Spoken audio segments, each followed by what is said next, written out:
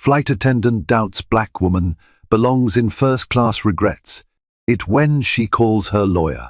Imagine settling into your seat in first class, excited for a long-awaited trip, only to be met with suspicious glares and whispered assumptions.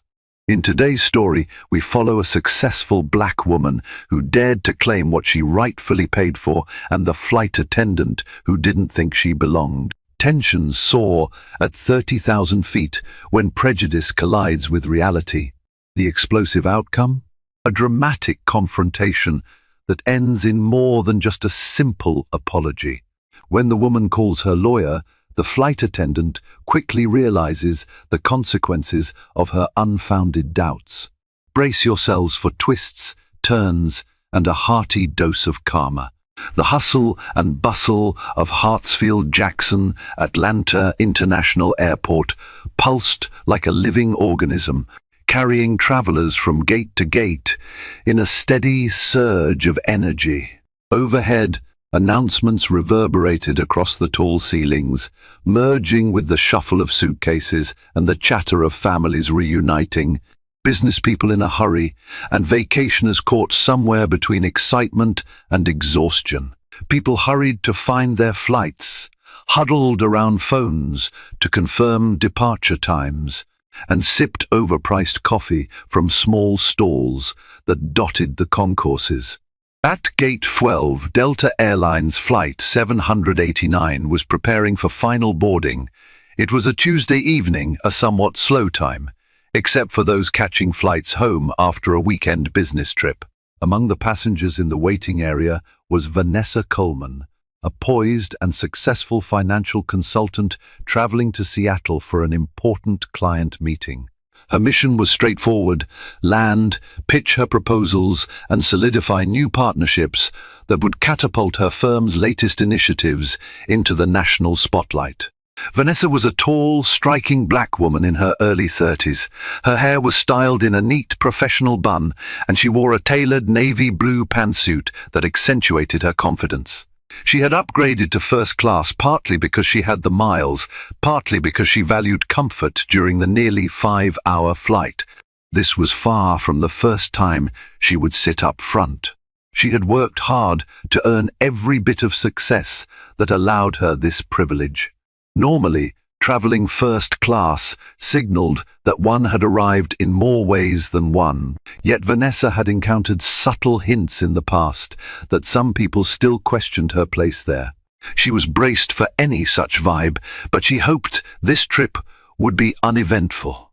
Across the waiting area, a flight attendant named Karen Townsend glanced around with a practiced eye.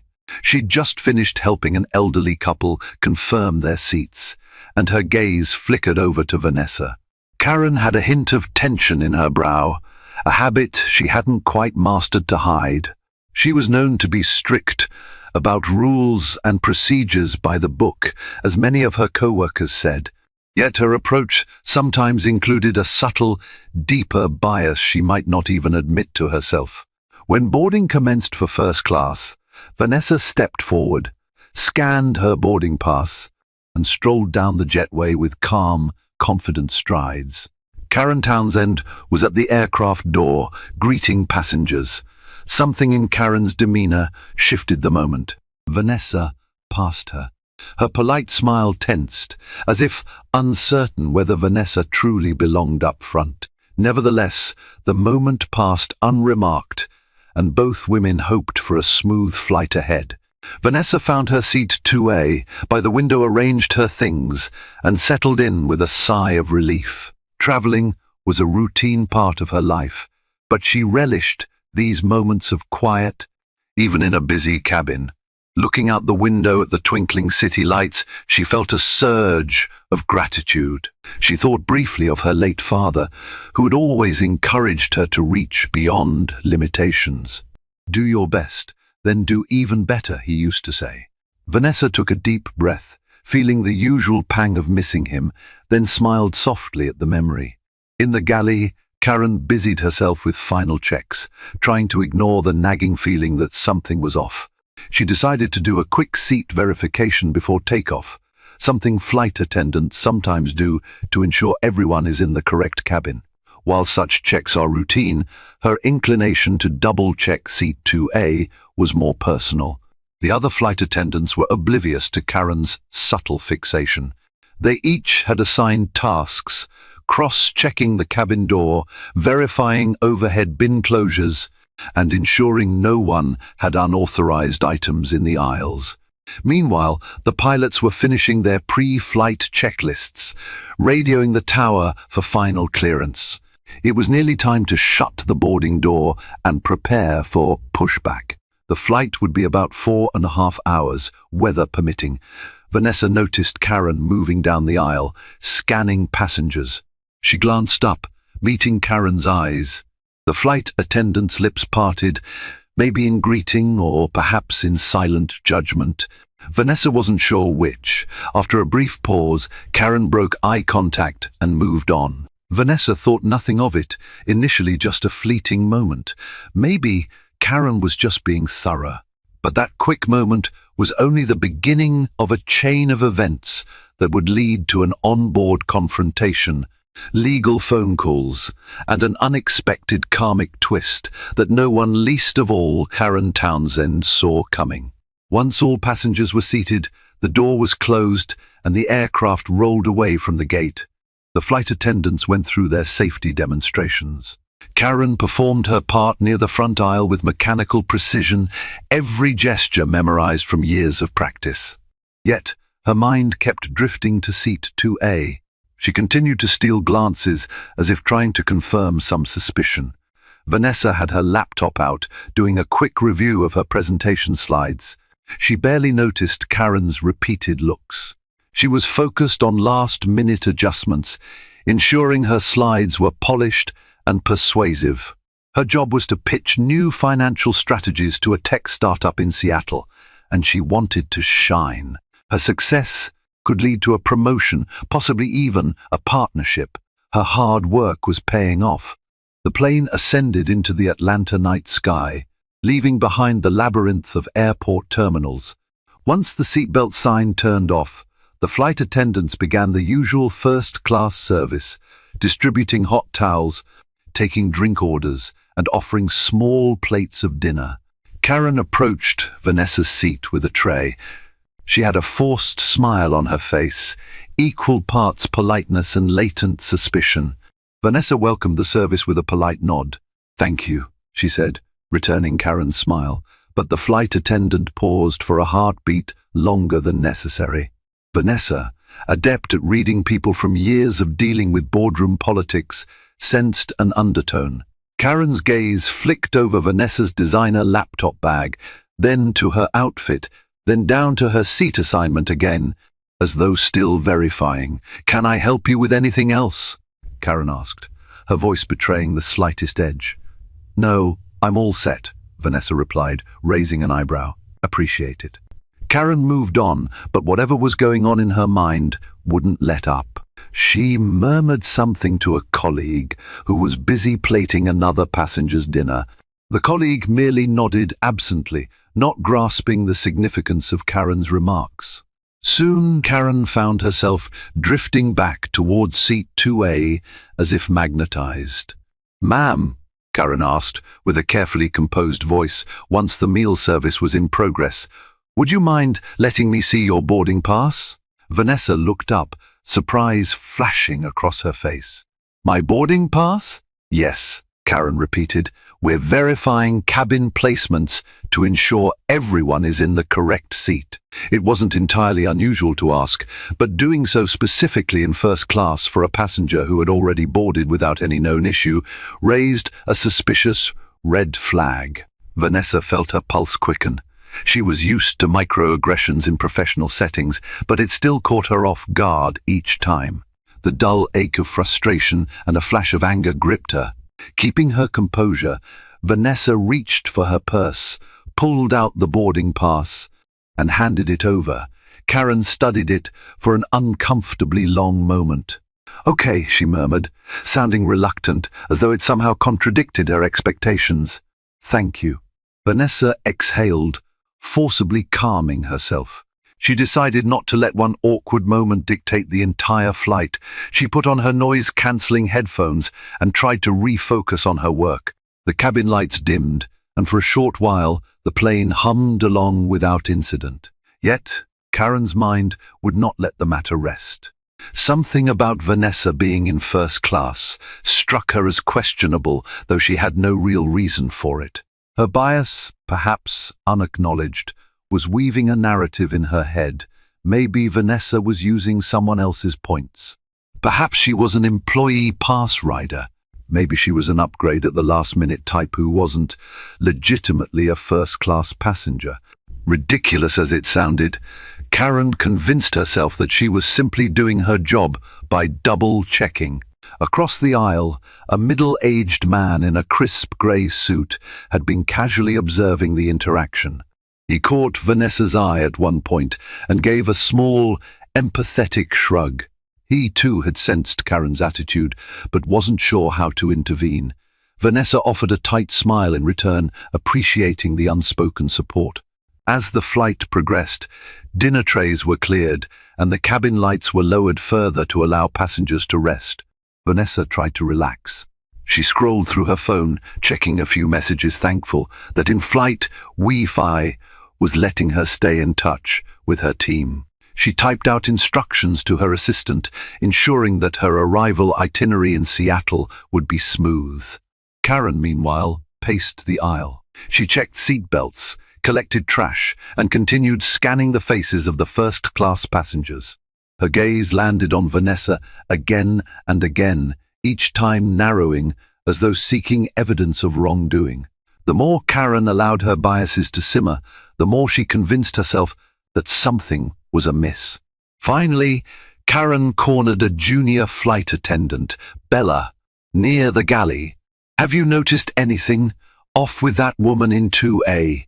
she asked, in a hushed tone. Bella blinked, confused. "Off? No, not really." Karen pursed her lips. "She's traveling alone, but the ticket says Miss Coleman. I just want to be sure she's who she says she is." Bella's eyebrows rose. "She had a valid boarding pass, right? We scanned it at the gate." Karen nodded but didn't back down. "Sometimes you never know if they borrowed it from someone else at the last minute. I heard stories about boarding pass swaps to get into first class." Bella's eyes flickered with uncertainty. "If she has her ID and the boarding pass matched at the gate, that seems fine. Don't think it's our place to do more." But Karen was persistent. "I'll keep an eye on her, just in case." Bella hesitated, then shrugged.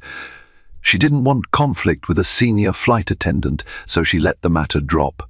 Meanwhile, Vanessa could sense the tension. She caught glimpses of Karen whispering, noticed pointed glances thrown in her direction. The atmosphere shifted from restful to uneasy. One side of her wanted to confront Karen, call it out right then and there, but she checked herself.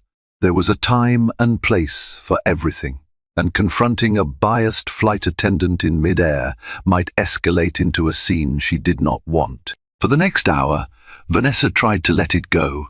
She played a puzzle game on her phone, read a few chapters of a new novel, and even tried to nap. She told herself she would lodge a formal complaint after landing. That might be enough to handle the issue.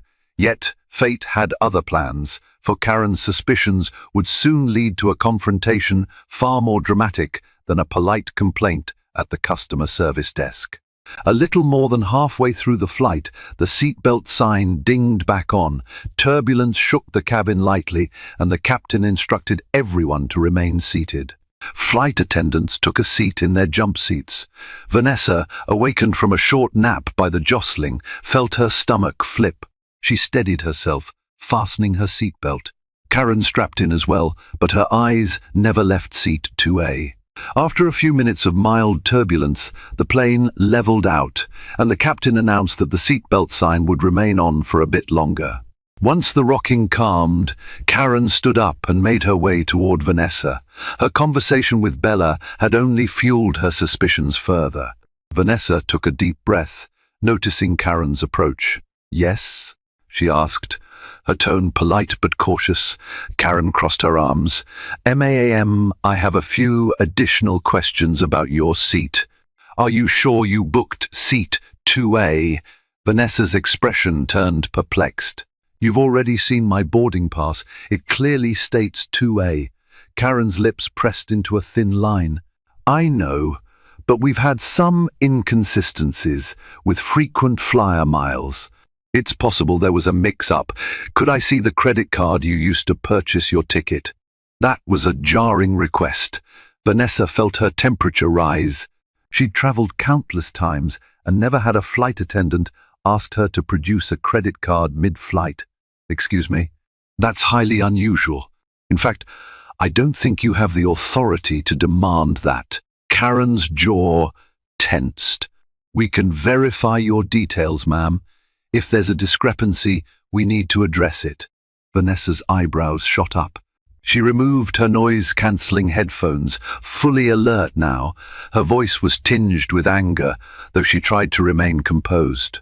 "Is there a specific reason you suspect me of not belonging in this seat? Or do you ask every first-class passenger for their credit card mid-flight?" Karen's cheeks reddened, caught between her bias and the realization that she was crossing a line. "I'm not singling anyone out. We just have to be certain," Vanessa cut in, her patience strained to the breaking point. "I'm certain you're violating my privacy.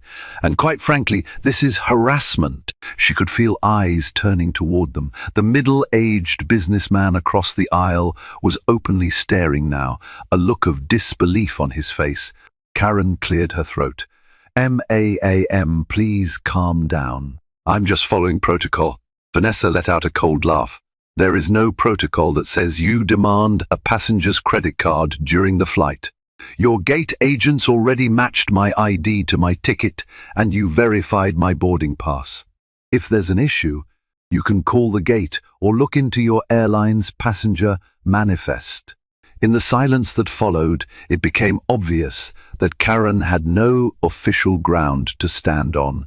She glanced around, noticing that other passengers were listening.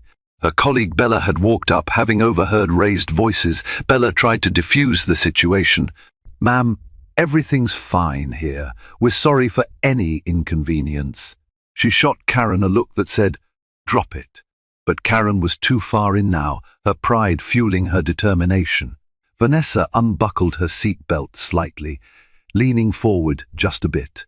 "I'm going to say this plainly. I paid for this seat with my own money, which I earned from my own business. I have the receipts, the emails, and everything else if you really want to see them.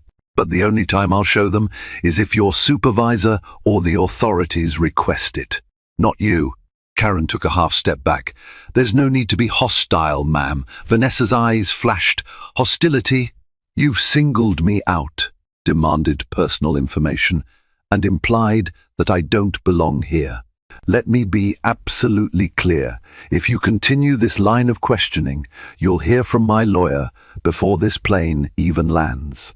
Those words hung in the air like a thundercloud. Karen, visibly rattled, turned on her heel and stormed off toward the galley. Bella, uncertain, offered a small, apologetic nod to Vanessa before following. Vanessa sat back, heart pounding. She was furious, but also shaken. She'd experienced discrimination before, but not often so brazenly. The man across the aisle leaned toward her, whispering, "I'm really sorry you're going through this. If you need a witness, I'm happy to help."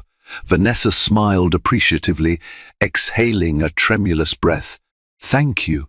Let's hope it doesn't come to that." The heated exchange between Karen and Vanessa had not gone unnoticed by the rest of first class. In fact, a few passengers in the rows behind had witnessed the confrontation, whispering among themselves. Some were outraged on Vanessa's behalf. A woman with a teenage daughter was particularly upset. She whispered to the young girl, "This is why we speak up about bias, honey. This is unacceptable." The teenager nodded, eyes wide, absorbing a real-life lesson in discrimination. Karen retreated to the galley and began a frenzied conversation with Bella. She threatened to call her lawyer. "This is getting out of hand," Karen hissed, trying to keep her voice low.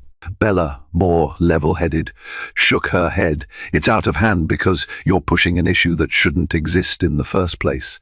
She's got the valid ticket. We have no reason to bother her."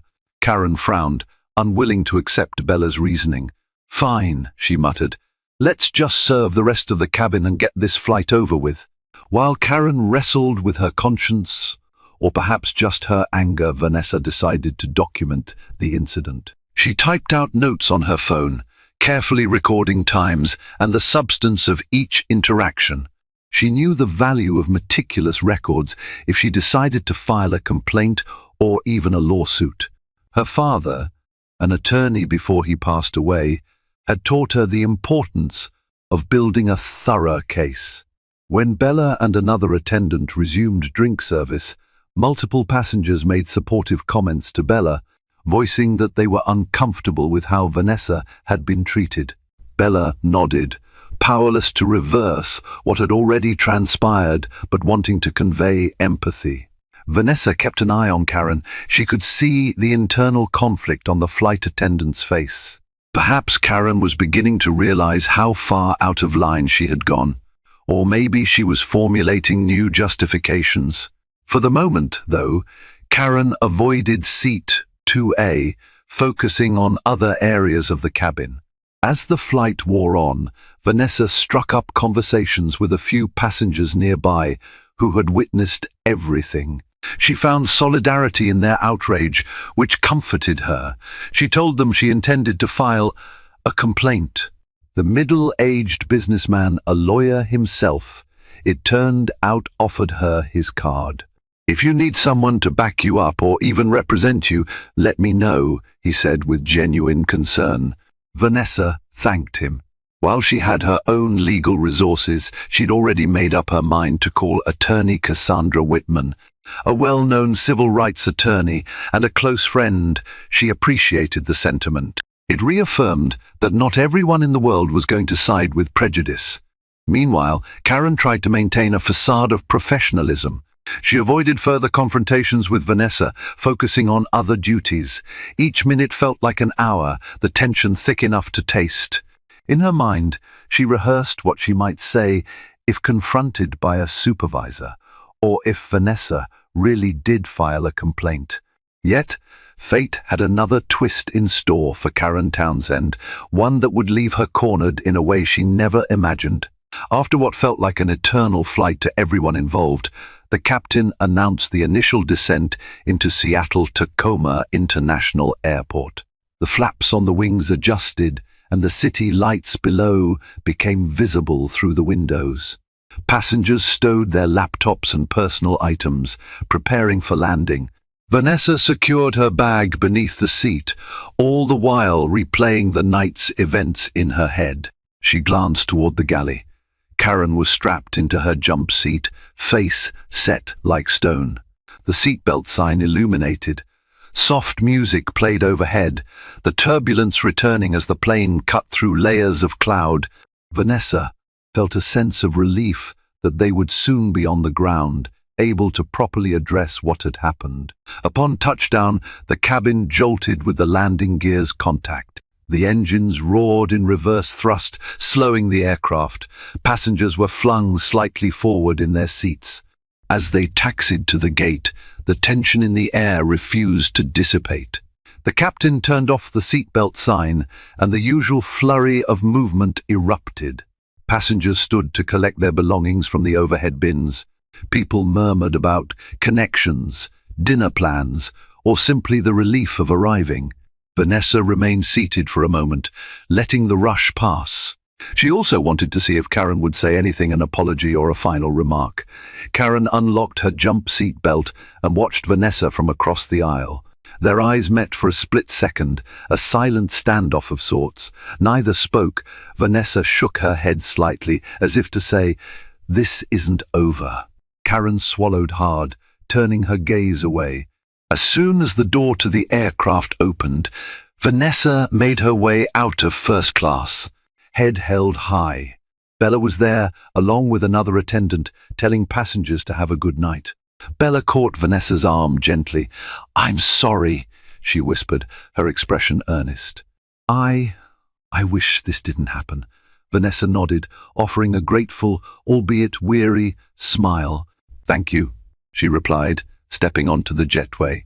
She felt a swirl of emotions, anger, humiliation, and a lingering sadness that such incidents were still a part of her reality. The man across the aisle, the business lawyer, caught up to her, handing her his business card once more. "Don't hesitate," he reminded her. "Stand up for yourself." Vanessa accepted the card with a courteous smile, though she already knew her next steps. She had legal backup of her own. She'd call her friend, attorney Cassandra Whitman, as soon as she reached the rideshare area. The bustle of Seattle-Tacoma International at night offered little comfort. Neon lights illuminated sleek floors, and travelers from various flights merged in hallways and escalators. Some were bleary-eyed and trudging along, others were re-energized at the prospect of arriving in a new city. Vanessa quickly made her way to the baggage claim, retrieved her carry-on that had been gate-checked due to a lack of overhead space, and headed to find ground transportation. She found a quiet spot near a row of empty seats. Opening her phone, she dialed Cassandra Whitman's number. Cassandra was not only a formidable civil rights attorney, but also a dear friend from Vanessa's college days. Vanessa had supported Cassandra through law school, cheering her on during the toughest exams. Cassandra, in turn, had always offered Vanessa legal advice whenever the financial consultant found herself confronted with unfairness or discrimination in the corporate world. The phone rang twice before Cassandra answered. "Vanessa, you must have landed. How was your flight?" Vanessa swallowed hard. "Cassandra, I need your help. Something happened on the plane." She detailed the story, starting from Karen's suspicious stares to the demand to see her credit card, and finally the threat about calling a lawyer. Cassandra listened quietly, her tone taking on a steely edge the moment she realized how deeply her friend had been wronged. "This is beyond unprofessional," Cassandra said. "It's harassment. Maybe even a civil rights violation, especially if it's racially motivated. I'll need details, names, times, everything you have." Vanessa pulled out her phone notes. "I documented the entire incident. I also have some witnesses who offered to speak on my behalf." Cassandra's voice was resolute. "Good. We'll start by filing a formal complaint with Delta Airlines. We'll request internal investigations and demand an apology, possibly compensation. If they brush us off, we take it further." Vanessa exhaled, relief flooding her. "Thank you. I'll forward all the info as soon as I get to my hotel. Let me know next steps. I have to get to a client meeting tomorrow morning, but I'll do whatever's necessary." They said their goodbyes, and as Vanessa ended the call, she felt the tension in her shoulders dissipate slightly. Knowing that Cassandra was in her corner gave her strength and confidence that justice would be pursued. Whether Karen Townsend realized it or not, a formidable legal wave was heading her way. Karen Townsend had hoped that once the flight ended, everything would just blow over. She'd considered apologizing, but her pride prevented it. Instead, she went through her usual post-flight checklist, wanting only to clock out and head to her crew hotel. But the unsettled feeling in her stomach refused to go away. Sure enough, within 48 hours, Karen was called into the office of her immediate supervisor, Daniel Hendricks. Daniel, a level-headed manager who had been at Delta for over a decade, had already received multiple passenger complaints about Karen's conduct, including a scathing email from Vanessa Coleman herself. More troubling was the knowledge that a civil rights attorney was now involved. Karen walked into Daniel's office, her uniform neat, her expression guarded. She tried to project confidence, but her anxiety was palpable. Daniel motioned for her to sit. On his desk lay several sheets of paper, presumably passenger statements and the official complaint from Vanessa. "I've got a serious matter to discuss with you," Daniel began. "There's been a formal complaint filed against you, alleging discriminatory behavior, harassment, and inappropriate demands made of a first-class passenger. Miss Coleman is also threatening legal action." Karen pressed her lips together. She tried to sound composed. "I was following protocol. I was just verifying her seat." Daniel frowned. Demanding someone's credit card mid-flight is not protocol. The gate staff and our digital systems already verify that. And the passenger claims you repeatedly singled her out. Karen's defense wavered. She had no legitimate answer that wouldn't sound like an admission of bias. "I might have been overly cautious, but I didn't mean anything discriminatory." Daniel consulted the papers on his desk. "Passengers who witnessed the incident describe your tone and demeanor as accusatory. One passenger stated, 'You seem to imply Miss Coleman couldn't afford to be in first class.'"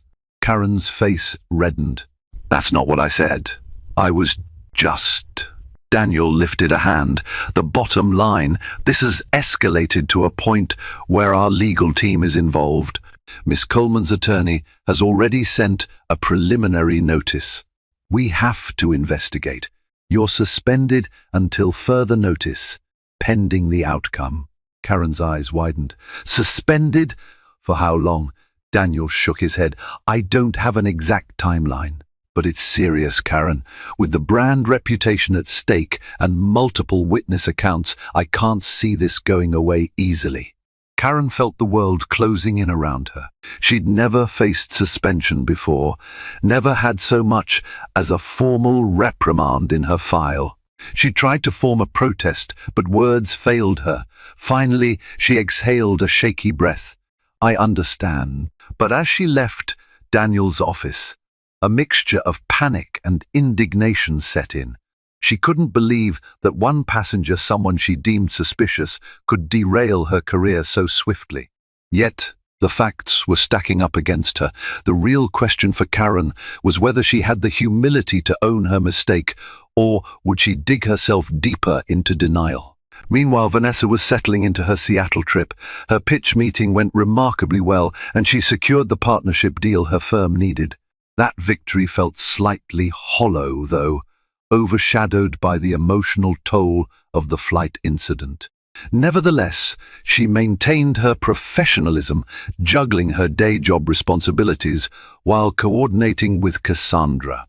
Cassandra had wasted no time. She drafted a formal complaint, citing relevant federal regulations about non-discrimination in public accommodations.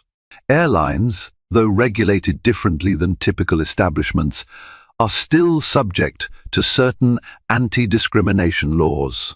Cassandra also highlighted how the flight attendant's specific actions, demanding to see a credit card and repeatedly questioning Vanessa's presence, pointed to discriminatory intent.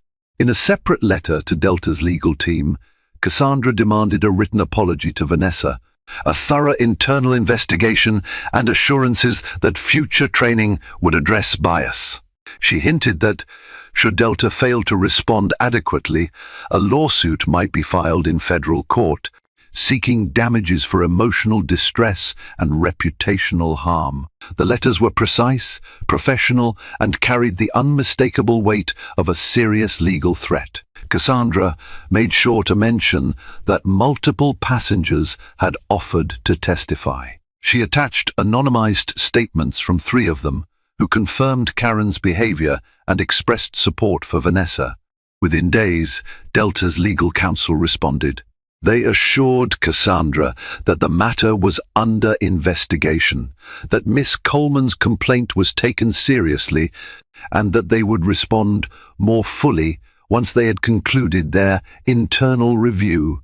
Cassandra relayed the update to Vanessa, who was satisfied to see that her grievance wasn't being dismissed out of hand. Delta's internal review team interviewed Karen Townsend, Bella, the other flight attendants, and any passengers who responded to the airline's inquiry. The stories painted a damning picture for Karen. While Bella tried to downplay the drama, not wanting to throw Karen entirely under the bus. Her statement still confirmed that Karen had asked to see Vanessa's credit card and had shown unusual suspicion. Other passengers, feeling no loyalty to Karen, described the scene in vivid detail. Some used words like targeted and biased, leaving little ambiguity about how they perceived Karen's behavior. The review team also went through flight records, verifying that Vanessa's ticket, frequent flyer status, and seat assignment were perfectly legitimate. The conclusion was inevitable. Karen had overstepped, violating Delta's customer service policies and possibly incurring legal liabilities. A senior executive in charge of ethics and compliance recommended disciplinary action, possibly termination. However, the final decision would rest on a meeting of Delta's management, HR, and legal teams. They considered various factors: Karen's years of service, her past record, the magnitude of the complaint, and the potential lawsuit from Vanessa. They also had to weigh the PR impact. A discrimination lawsuit would be explosive, especially if it went public. During this time, Cassandra kept Vanessa informed. They'll likely try to settle, Cassandra surmised. They want to avoid negative press. But we won't settle for a token apology, Vanessa. We'll push for real accountability. Vanessa appreciated Cassandra's proactive stance. Still, she had mixed feelings. Part of her just wanted a sincere apology and a commitment to better training, so no one else would endure what she did.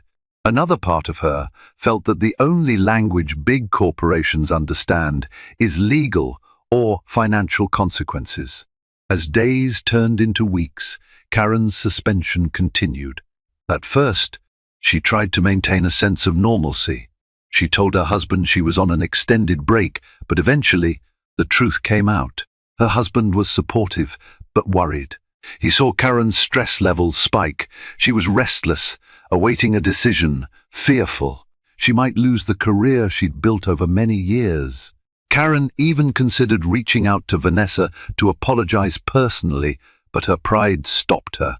She also worried that such a move might be seen as an admission of guilt, or worse, that it might inflame the legal situation. Instead, she confided in a few flight attendant friends who offered lukewarm sympathy. Some believed Karen had indeed gone too far, while others blamed passenger entitlement. Still, no one could deny that Karen was in hot water. At one point, Karen called Bella to see how the investigation was going. Bella's reply was cautious. "I told them the truth, Karen. You were suspicious. You asked for the credit card. I couldn't lie." Karen felt a wave of frustration and betrayal, but she knew Bella was just being honest. "I understand," she replied, her voice tight. "Let's just hope it works out." After hanging up, Karen sank onto her sofa, a cup of untouched coffee growing cold on the table. She had a sinking feeling that her future with Delta might be over. For years, she'd prided herself on being a dedicated professional, seeing herself as someone who upheld rules and standards. Now, she was forced to confront the possibility that her rigid approach and perhaps underlying biases had ruined her career. Eventually, Delta's legal team concluded their investigation.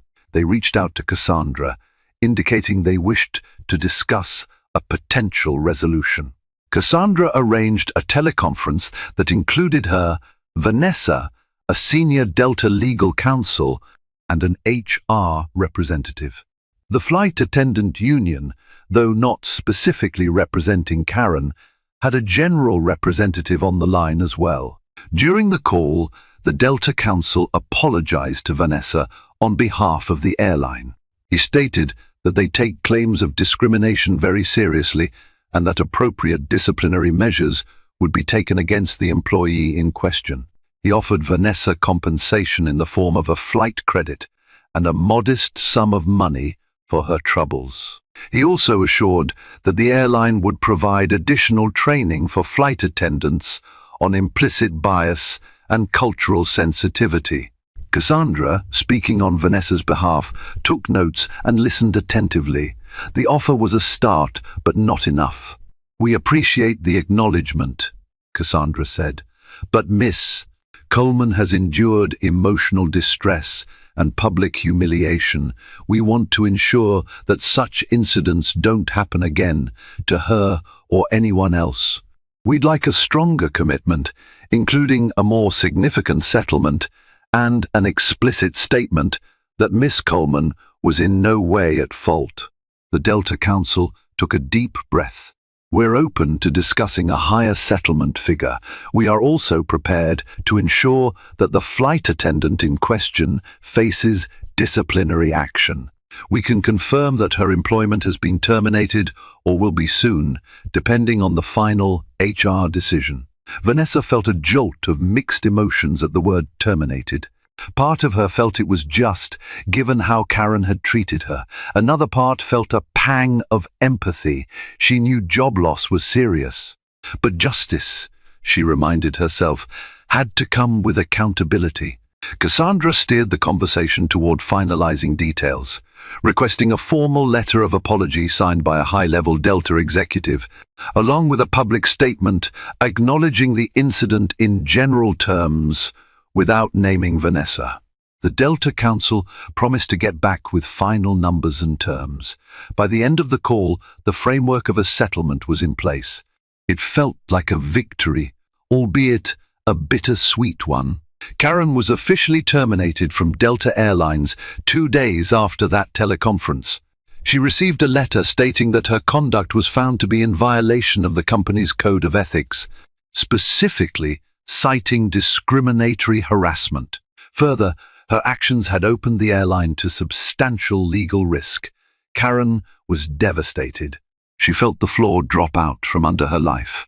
In a final conversation with her now former supervisor, Daniel Hendricks, Karen pleaded for some form of lesser punishment, maybe demotion or mandatory retraining. But the decision had already been made at higher levels. "I'm sorry, Karen," Daniel said, not unkindly. The evidence and the witness accounts were very clear. The legal team recommended termination. Karen hung up with a tearful goodbye. She sat on her front porch for hours, staring at the sunset. Anger, shame, regret, they all warred inside her. Part of her wanted to blame Vanessa for overreacting. Another part knew that she had indeed harassed the woman unjustly. She recalled her initial suspicion, how she'd latched onto an unspoken bias that a young black woman in first class might be out of place. That small kernel of bias had ballooned into a confrontation, and now the collapse of her professional life. All her training, the flights she'd staffed, the colleagues she'd befriended gone. She felt the sting of what she perceived as karma hitting back. She'd read stories of people who faced consequences after discriminating against someone. She never dreamed she'd be in that category. Yet here she was, jobless, with a black mark on her employment record that might be impossible to erase. In the weeks following the incident, the legal dance between Cassandra Whitman and Delta's corporate counsel intensified, punctuated by multiple conference calls, emailed briefs, and carefully worded statements. Cassandra brought her A game, methodically laying out every instance of wrongdoing and pointing to the clear evidence of bias. Vanessa, meanwhile, juggled her demanding work schedule with the emotional toll of reliving the ordeal, recounting the flight, collecting passenger statements, and signing paperwork that detailed every uncomfortable nuance of Karen Townsend's behavior. Despite the tension, a sense of cautious optimism grew each time Vanessa and Cassandra spoke. Cassandra's approach was both forceful and measured, making it clear that if Delta did not address Vanessa's concerns to their fullest extent, a public lawsuit would be the next step. Eager to avoid a storm of bad press and potential legal damages, Delta's legal team became increasingly cooperative, though they approached each negotiation session with the meticulous caution of seasoned litigators. Finally, after several rounds of back and forth, Delta Airlines presented a settlement offer. In addition to a confidential monetary award, Meant to compensate for Vanessa's emotional distress and the humiliation she faced, Delta agreed to issue a formal apology signed by two high-level executives within the company, one from the Customer Relations Department and another from Corporate Diversity and Inclusion. This was a particularly crucial win for Vanessa. While the financial payout was meaningful, the recognition of wrongdoing and a genuine apology carried deeper weight in her eyes. But Cassandra was not finished. Beyond the personal remedy, she insisted on systemic change within the airline. The final agreement stipulated that Delta would implement a new, enhanced training curriculum for all customer-facing employees, from gate agents to flight attendants. This training would specifically address implicit bias, cultural sensitivity, and microaggressions. Importantly, it would also emphasize real-life scenarios, including the possibility of a passenger being singled out because of race, attire, or assumptions about financial status. Cassandra wanted to ensure that no other traveler would endure the same experience Vanessa had. When the negotiated terms were officially signed, Vanessa felt a wave of relief wash over her. She had stood her ground in a situation many others might have brushed off or felt too intimidated to challenge. She phoned her mother to share the news. Through tears of pride, her mother said, "Your father would be so proud, Vanessa. He always believed that standing up for what's right matters, no matter how small or big the stage." Those words struck a tender chord in Vanessa's heart. She recognized she was following in her father's footsteps, carrying on his legacy of courage and truth. News of the settlement spread quickly among Vanessa's friends and family, and many urged her to share her story publicly. Vanessa chose to post a measured account on her social media platforms. She refrained from naming Karen Townsend directly, focusing instead on highlighting the positive outcome of broader corporate changes, the training commitments from Delta, and the significance of refusing to accept discrimination in any form. To her surprise, the post went viral within days. Scores of people both within and beyond her professional network commented to show their support. Some shared their own experiences of being stereotyped or unfairly treated while traveling. Others simply applauded Vanessa's bravery, stating that her story gave them the confidence to speak up in their own lives. The avalanche of responses carried mixed emotions for Vanessa. On the one hand, she felt validated and encouraged.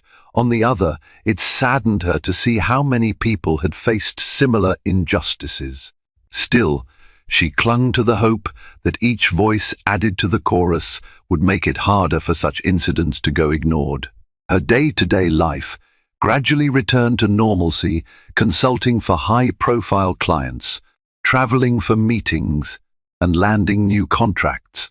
Each time she booked another flight, though, she couldn't help but feel a pinch of worry, a remnant of the emotional residue from the Karen Townsend incident. But the knowledge that she had made even a small dent in a system that often overlooked or dismissed these problems buoyed her spirits. She was determined to remain vigilant, ready to push for even greater progress if the need arose. At a celebratory dinner with Cassandra, Vanessa expressed her gratitude. "You fought for me when I wasn't sure I had the strength to do it alone. Thank you for being the friend and attorney I needed."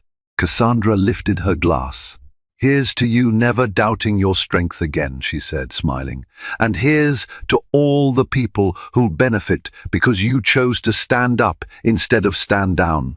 In that moment, Vanessa recalled her father's guiding principle: do your best, then do even better. She realized she had indeed done her best in a difficult situation, and with Cassandra's help, that best had translated into measurable change. It was a victory not just for herself, but for anyone who might one day sit in seat 2, confident in the knowledge they had every right to be there. Not every story has a neat, happy ending for everyone involved. For Karen Townsend, the consequences were real and painful.